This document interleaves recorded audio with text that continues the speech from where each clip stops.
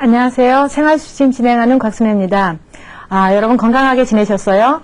지난 시간에는 우리 물놀이라든지 수영 등에서 흔히 발생하는 눈병과 귀병에 대해서 말씀드렸어요.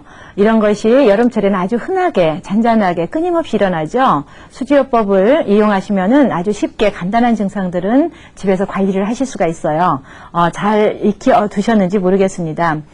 지난 시간에 이어서 아무래도 여름철에는 아이들 방학하고 그러니까 밖에 나들이가 많아지죠. 그리고 산이나 계곡 이런 데 가시고 또 바다 가시고 이러면서 의외치 않게 외상을 입는 경우가 있어요. 그러니까 이제 발목을 삔다거나 손목을 삔다거나 이런 일이 보통 우리가 작업 시에 무리하게 힘이 잘못 가해져서 균형을 잃었을 때 일어나기도 하지만 어떻게 이제 운동을 안 하던 사람들이 갑자기 어디를 많이 걷는다거나 움직일 때도 흔히 많이 일어나게 되죠.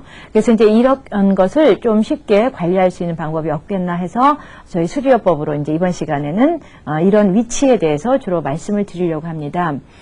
우리가 보통 이제 통증이 이제 오게 되는데 이렇게 삐었거나 하면 보통 삐었다고 그러죠. 보통 그런 걸 이제 용어로는 염좌라고 얘기를 많이 합니다. 그런데 이렇게 삐었을 때 그 통증이 발생하게 되는데요. 이런 통증이 발생되면서 부종이 있거나 했을 때는 이제 우리가 삐었는지 골절됐는지를 잘 구별을 하셔야 돼요. 그랬는데 골절됐을 때하고 뼈을 때하고 그러니까 인대 손상이라든가 이런 것만 있을 때하고 구별을 좀 잘 하시면 좋겠는데 대체적으로 골절이 됐다면은 그 뼈의 상태에 문제가 생기는데요.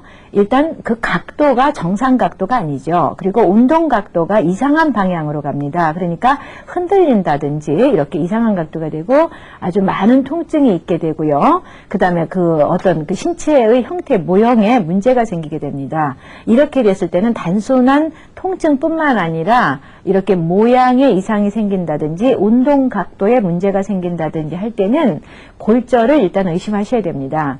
근데 골절이 됐다는 것은 바로 뼈가 부러졌다는 얘기인데 수지요법으로 부러진 뼈가 붙지는 않습니다. 그 통증은 없애줄 수가 있어도 붙지가 않으니까 이럴 때는 병원에 가셔야 되는데 정형외과도 응급인 경우가 있죠.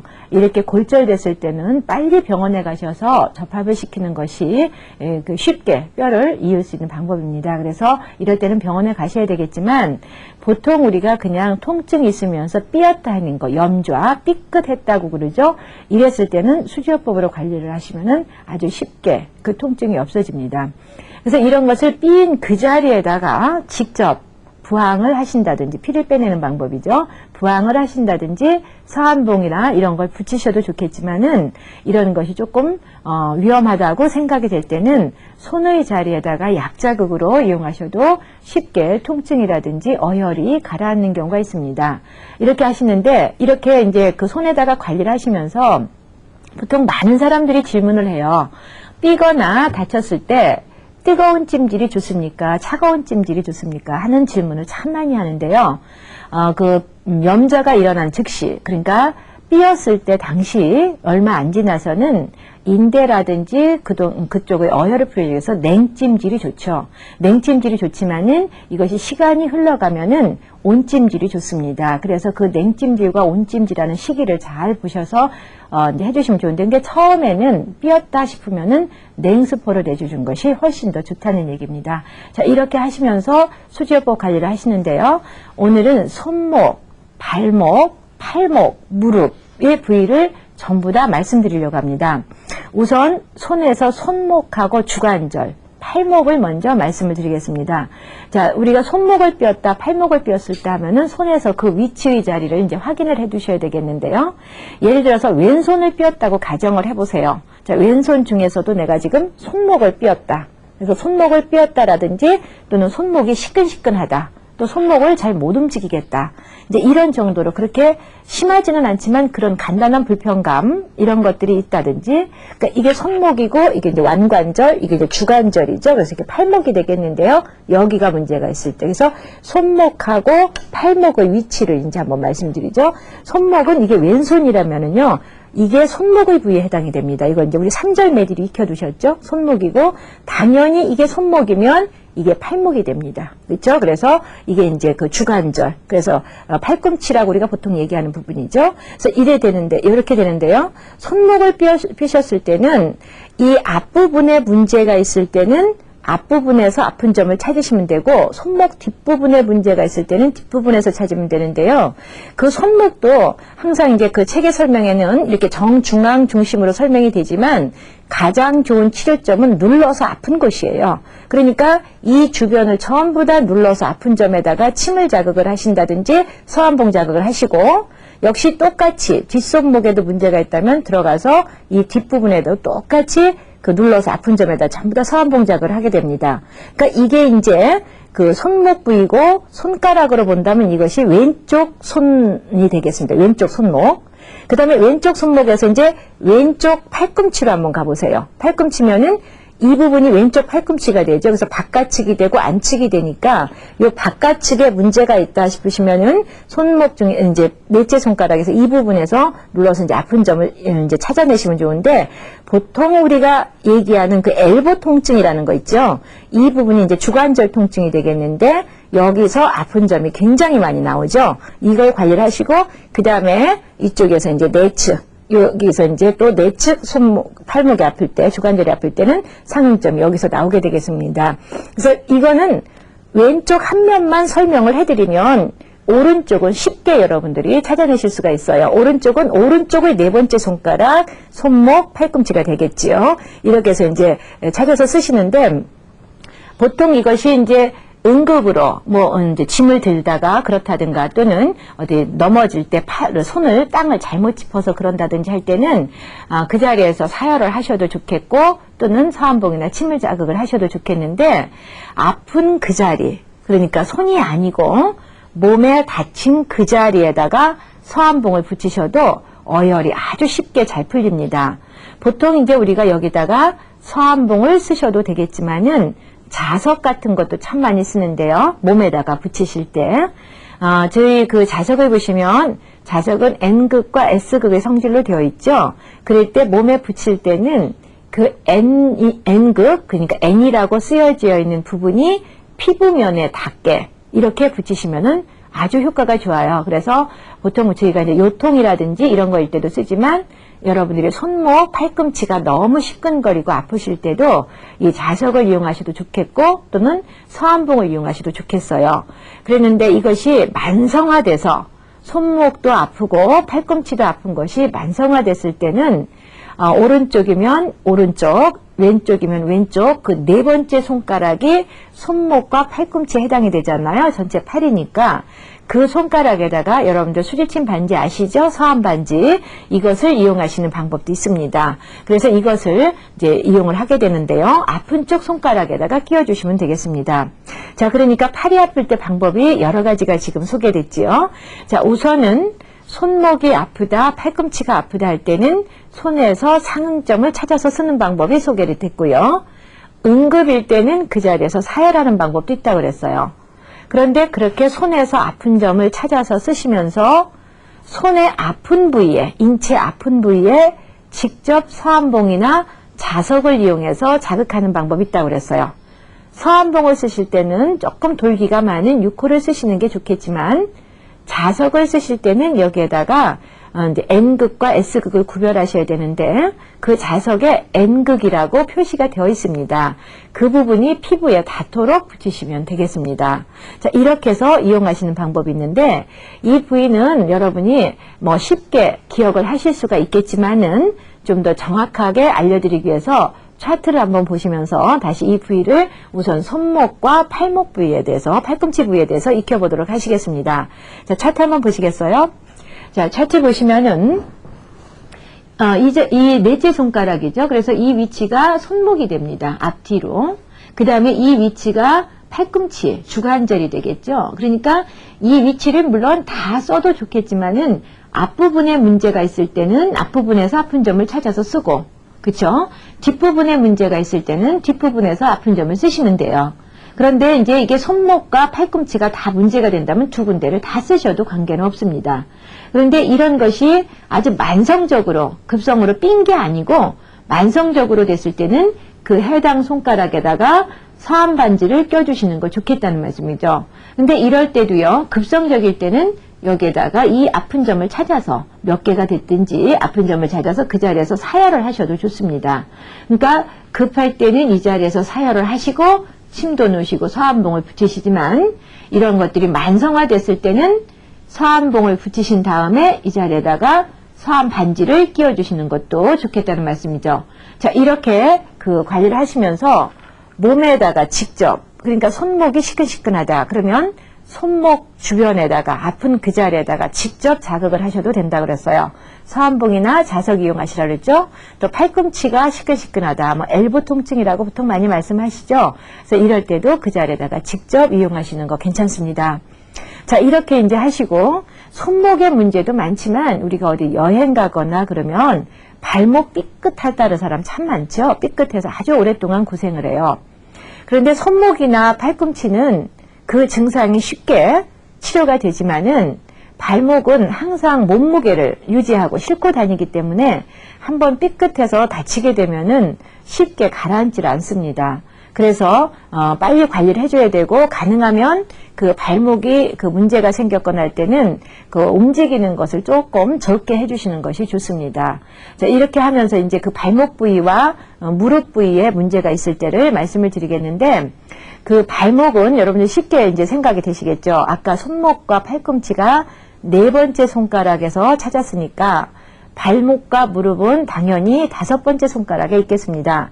그럼 다섯 번째 손가락 손을 한번 봐주시면 다섯 번째 손가락에서 이 부위가 발목이 되죠. 발목. 그래서 이게 이제 앞발목이 되겠고 이게 이제 뒷발목이 됩니다. 그러니까 발목에 문제가 있을 때는 이제 그 아픈 자리를 이제 찾아서 자극을 해주셔야 되는데 여기서 여러분들이 절대로 혼돈을 해서는 안 되시는 일이 손목일 때는 손목이 아플 때는 손에서 이 자리를 어느 자리에서 찾으셔도 괜찮습니다만 발목이 아플 때는 지금 이 현재 손의 위치하고 내 발의 위치가 정반대 위치가 됐기 때문에 우리가 발목을 삐었다 할 때는 주로 바깥측 복숭아뼈 있는 주변을 삐게 돼요.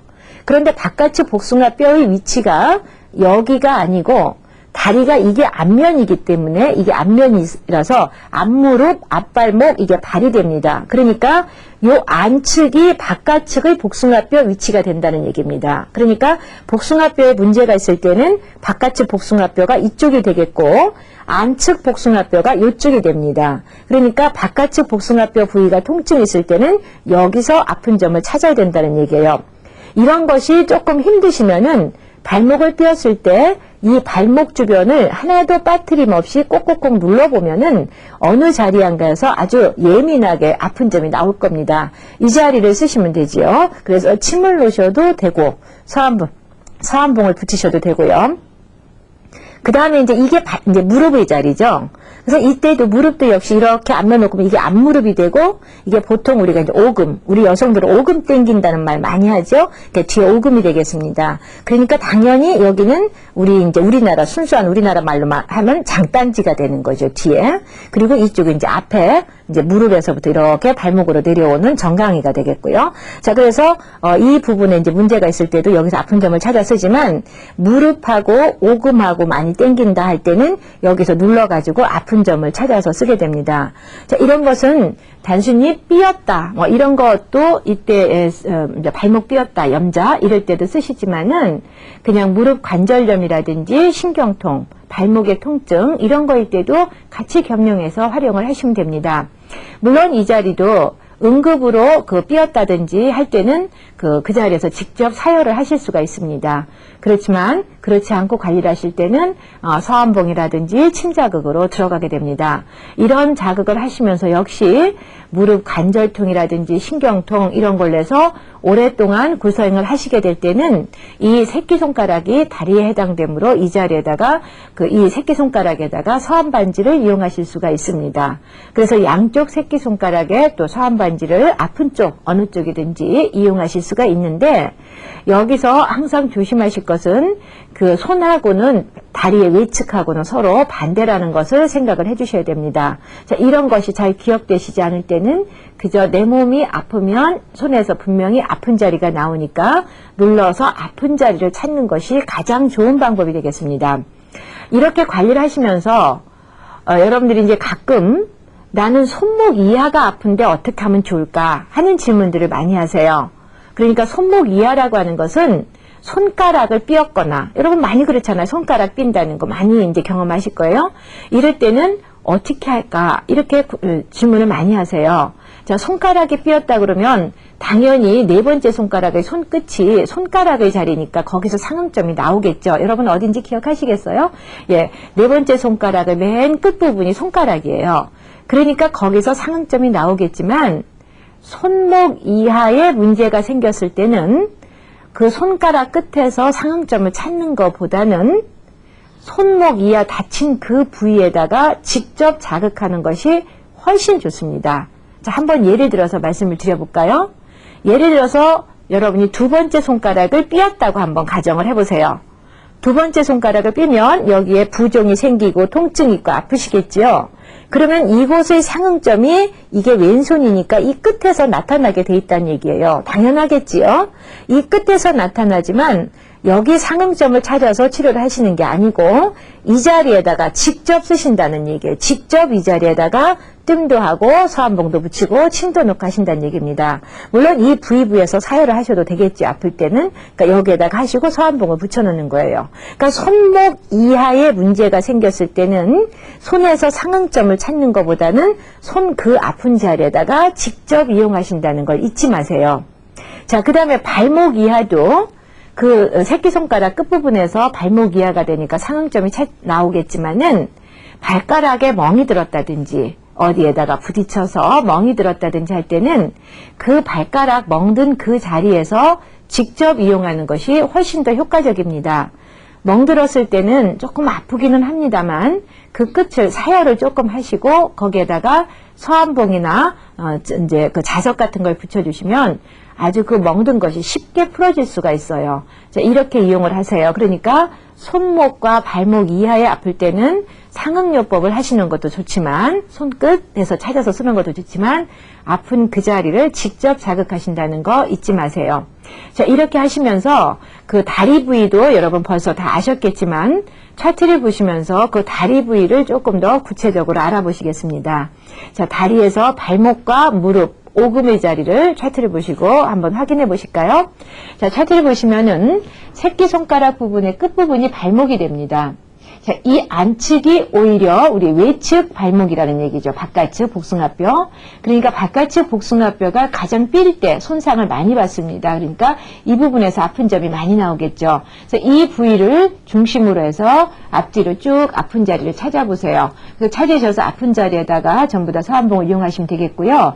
그 다음에 무릎 부위죠. 그래서 무릎은 앞부분이니까 이게 앞부분의 무릎이 되겠고 우리가 보통 오금이라는 부위가 무릎 정반대 위치가 되겠는데 그 부위가 이 부위가 됩니다. 그래서 여기도 사실은 책자에는 많은 번호가 나와 있지만 여러분들이 그 번호로 기억하시는 것보다는 부위로 기억하시는 것이 좀 쉬우실 거예요. 그래서 이게 오금이니까 특별히 뭐 무릎을 삐었다든지 그렇지 않더라도 오금이 땡긴다든지 할 때 이 자리도 쓸 수 있어요. 어쨌든 무릎에 통증이 있을 때 또는 오금에 통증이 있을 때 앞뒤로 눌러가지고 아픈 자리를 쓰시게 됩니다. 자, 이렇게 해서 이제 이 그림을 보시면은 손목이 아플 때 앞뒤로 쓰셨고 그 다음에 팔목이 아프셨을 때 그러니까 팔꿈치죠.